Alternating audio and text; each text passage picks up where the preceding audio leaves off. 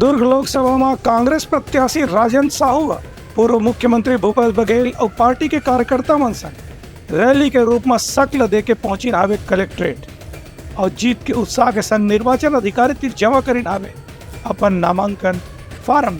आज दुर्ग लोकसभा सीट में नामांकन पर कांग्रेस के प्रत्याशी राजेंद्र साहू पूर्व मुख्यमंत्री भूपेश बघेल के संग कांग्रेस के वरिष्ठ नेता मन के सहयोग से अपन नामांकन जमा करी। ए बेरा में शक्ति प्रदर्शन के साथ में कांग्रेस के कार्यकर्ता मन एक रैली भी निकाली। रैली में शामिल कार्यकर्ता मन संबोधित करत भूपेश बघेल यकीन की कांग्रेस के समर्थन में इधर लोकसभा चुनाव में काफी अच्छा माहौल देखे पर मिला थे।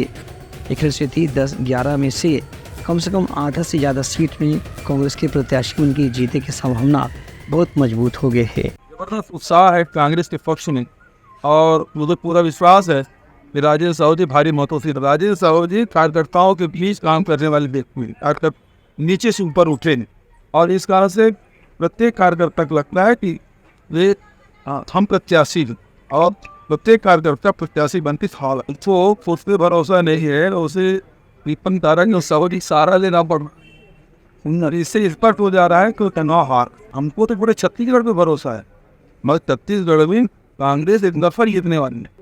पहले तो बहुत टेकते थे, वो जो अंदोलन इतना टेके इतने थे तो आज तक वो अफान नहीं पाए लोग।